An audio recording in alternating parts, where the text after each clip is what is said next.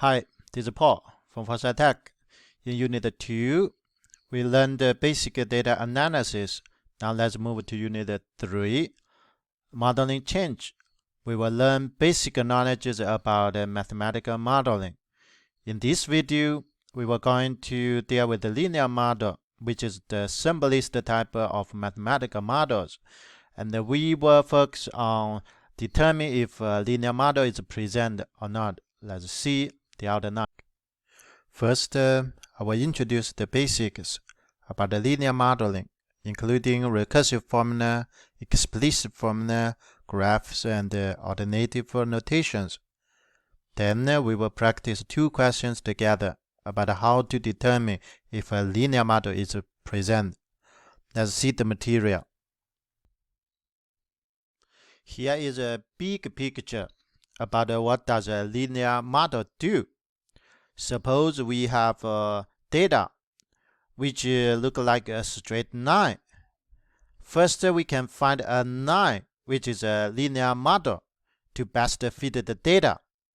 Like this. Let me draw you a line.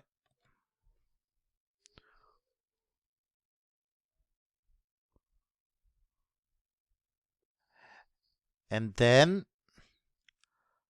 we can predict the future value based on the model, like this one.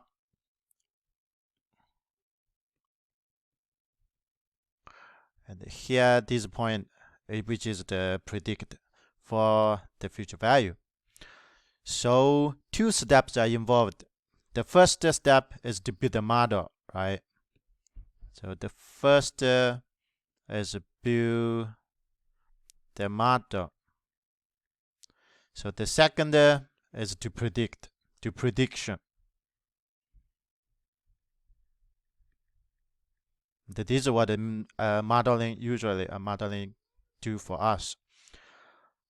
One thing I want to mention, to find the best line is called a linear regression, which is not covered in this course. It's covered in statistics or calculus class. Here, I will introduce the theoretical part only. For example, I give you 1 point, another point, link 2 points together, get a straight line, which means that we use 2 data points or other properties to build a model. Let's see an introduction question first. Suppose Michael's salary is $30,000 per year, which will be increased by $4,000 each year. What will be his salary in 10 years? And let's set up the question. Okay, we do this. We see $30,000 if we set up is P0, we call the initial value. And then P1, which means 1 year, the salary 1 year later. P2 is the salary 2 years later. Then the question, of course, 10 years later, we can use P10 to describe, right? So this is the question. What the major information we need is this number, $4,000 each year to increase. Therefore, this number we call the common difference. Usually we use D to describe. It's called a common difference. And then let's do 2 ways to find the answer. Both get the same. Okay, the first way we call the recursive. Let me see here. We call the recursive. And it's like this. Can we see P0? We know, right, is $30,000. That's the initial. We're going to find the P1. What is P1? P1, which means the salary 1 year later. Add the $4,000 to P0, right? Therefore, is this P0 add $4,000, which is D. Let me go to see how many. Okay, is 30,000 P0. Add the 4,000, so we get 34,000, right? This is 1 year later. The same. Now we move to P2, which means 2 years later. What is the salary Michael has? So should be from P1, right? Add 1 more 4,000, which means add D. Do the same way. Can you see? P1 is $34,000. Add $4,000. How many we get? $38,000. Now is the same way. And what is P3? Of course, is P2 add D, right? So P2 is $38,000. Add $4,000, we get $42,000, right? And do the same way. So P4, P5, and finally we will find a P10. I wrote down the answer, which is $70,000. And this we call the recursive. We just add a D to each year, okay, one by one, step by step. We finally can reach to 10. Okay, let me write the formula. So we call the recursive formula. Can you see? If we say Pn is the salary n years later, and Pm minus 1 is the salary n minus 1 years later, what's the difference? Of course, is add D, right? And this formula we call the recursive formula. Okay. And from the formula, if we subtract the Pn minus 1 both sides, can you see? And this formula we can write it in this way. Pn minus Pm minus 1 equals D, which means the difference between 2 years, consecutive 2 years, is D. That's why we call the common difference. Another way we also can find a common difference. If we use a P1, subtract the P0, so how many money we find? 434 minus 30 is 4,000, right? And the same, we use P2 minus P1, the difference is how many? Still 4,000. We use P3 minus P2, what is the difference? Still 4,000. Can you see? This is the common difference. Okay, so this way we call it recursive. Let me show you another way. We call it explicit. And you will see which way is easier.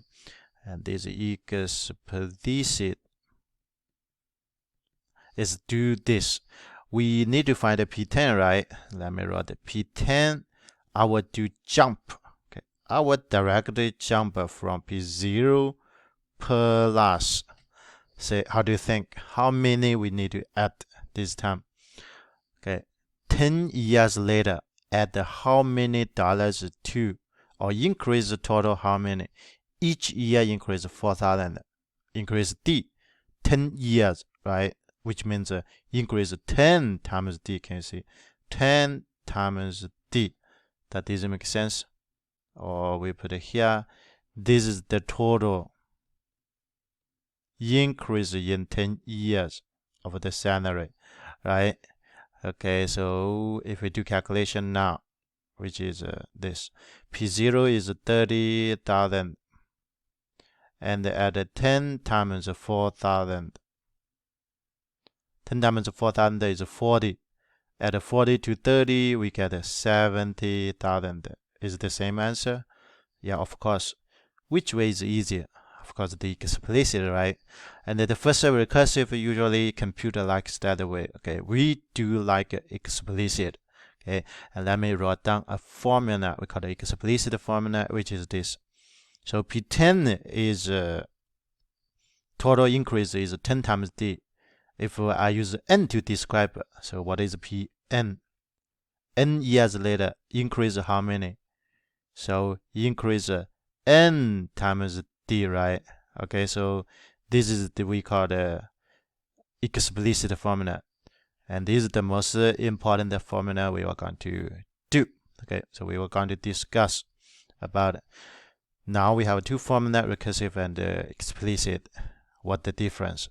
You know, recursive just do step by step, right? And the explicit just jump from the beginning P0 to the end Pn, which is the most efficient way for us to do these questions. Let's going to see what the relationship between these two formula. Here's a recursive formula. Pn equals Pn minus 1 plus D, right? And here's the explicit formula. Pn equals P0 plus ND. And the explicit formula can be derived directly from the recursive formula. I will going to prove in two ways. Okay, so how to get the explicit formula.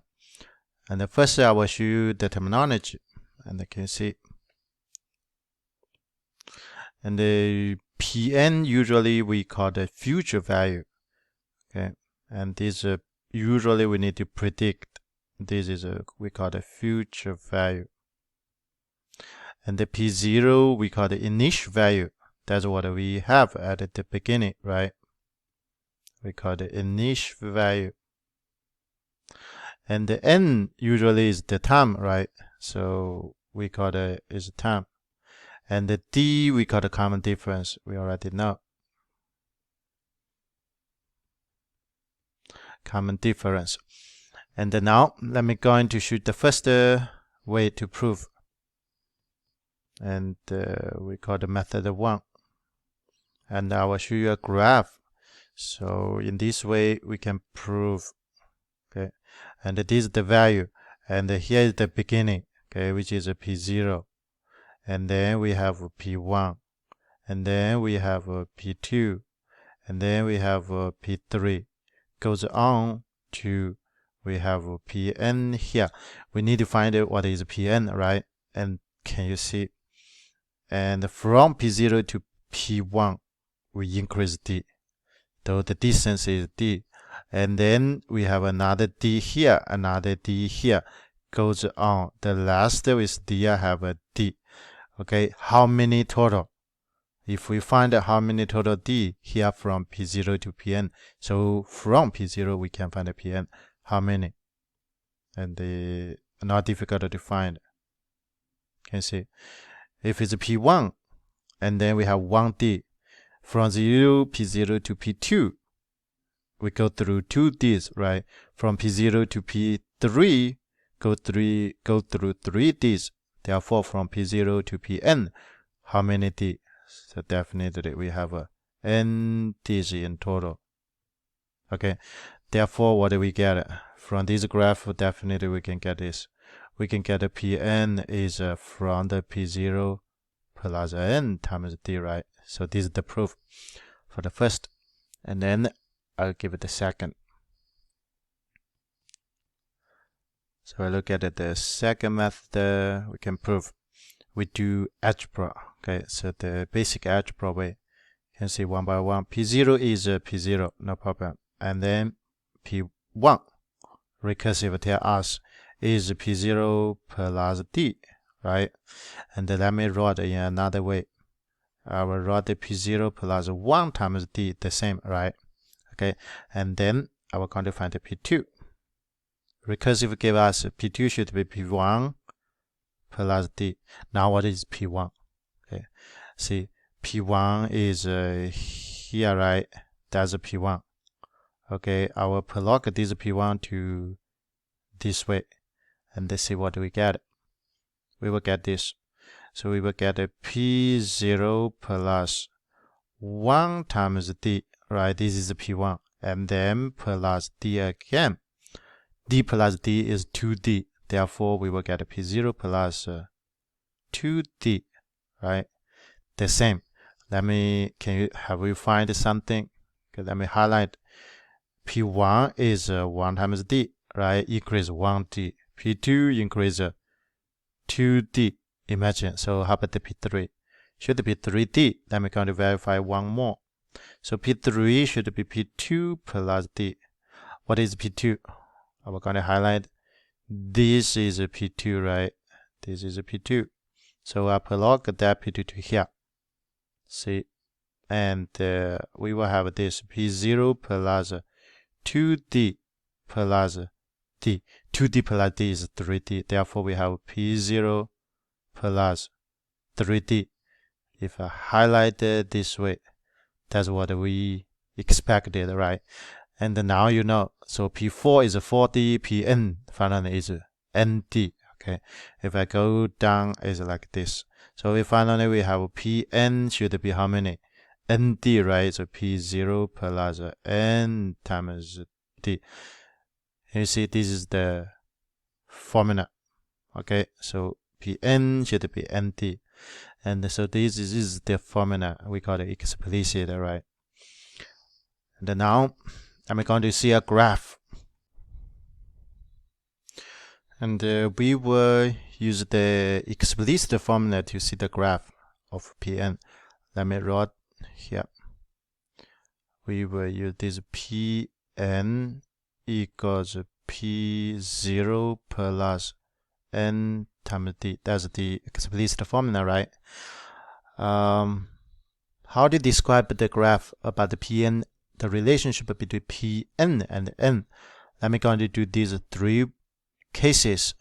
Okay, and the first case is d equals 0. The second case, is d greater than 0. The third case is d less than 0. See what the graph looks like. The first d equals 0. If I draw a graph in this, if this is n and this is a pn, so here is the origin. How about the pn? And can we see if d equals 0, so we do not have this term, which means no increase, right? Therefore, all the pn equals p0. What does it mean? It means a constant, right? Can you see? If this is p0, and this time the function all pn will just go this way. No increase, no decrease. Therefore, we call it constant. This is the first.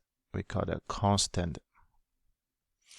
How about the p greater than 0? How about the d greater than 0? We're going to see. We draw this graph. Okay. You know what does it mean this time? If p0 is at here, this term will goes up, which means in this case is growth. The model is growth, right? So usually we call it growth model this time. Why is growth? Because you add, right? Because you add a positive term to p0, and then of course it goes up.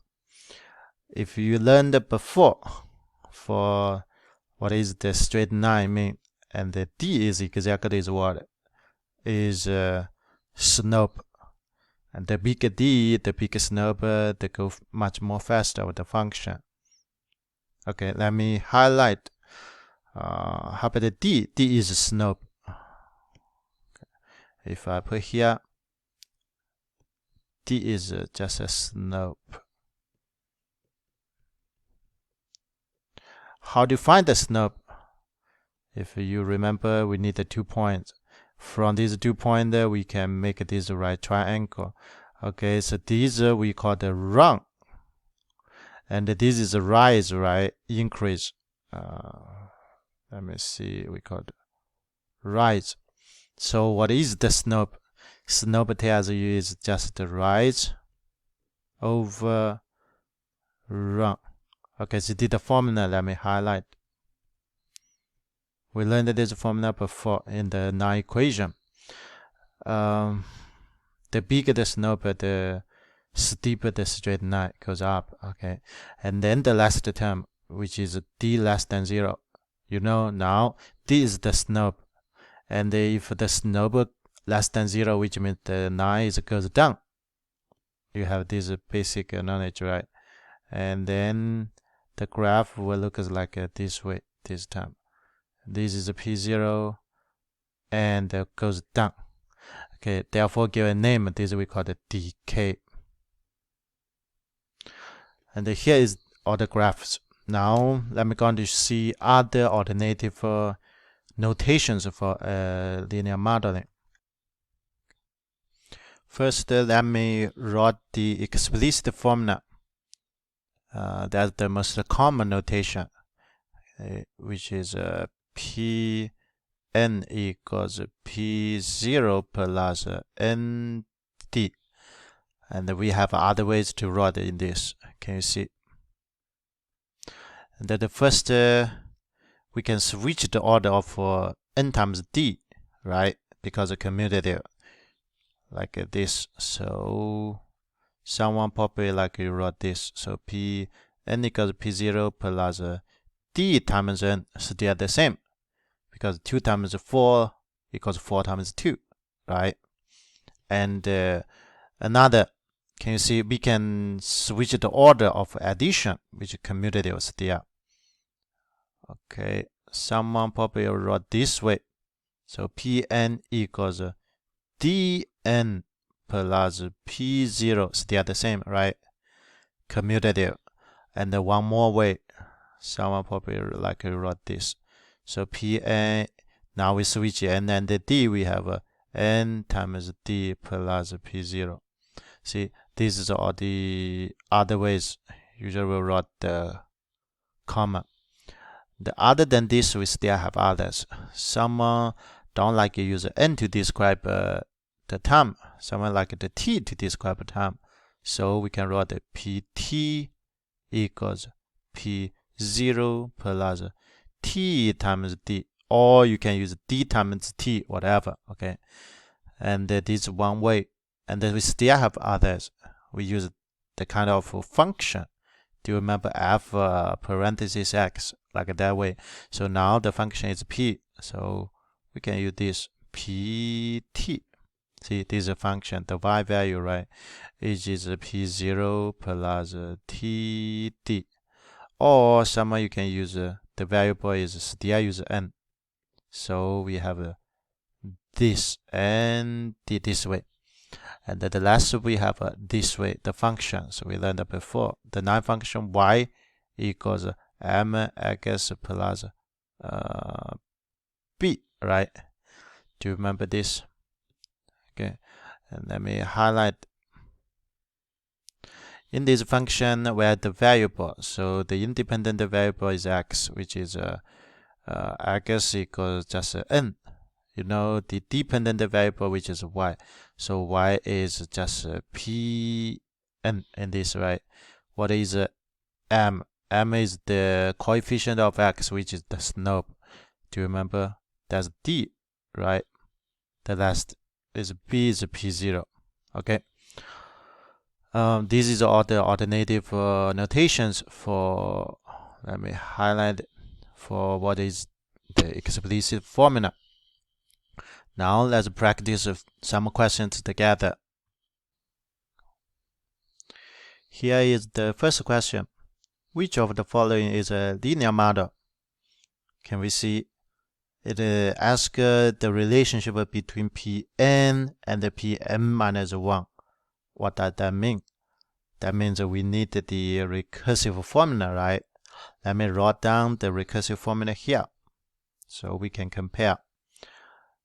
The recursive formula,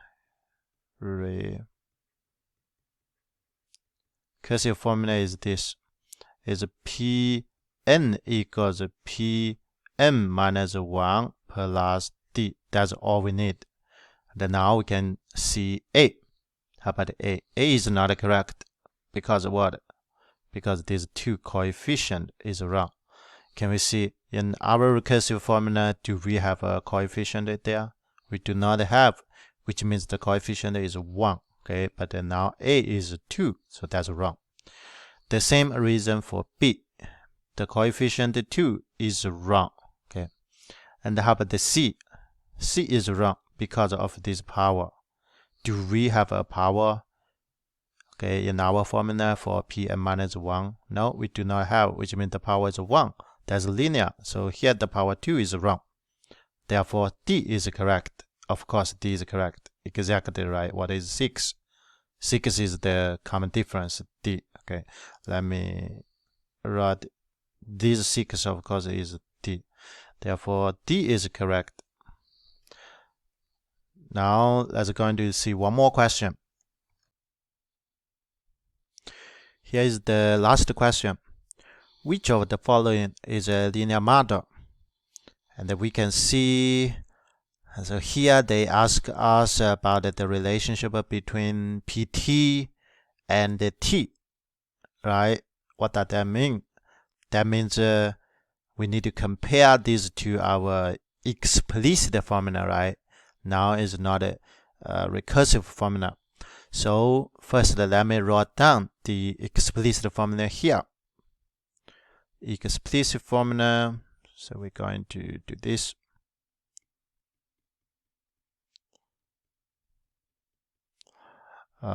We have a lot of notations. Which way we use? We use PT, right? Because here they use t.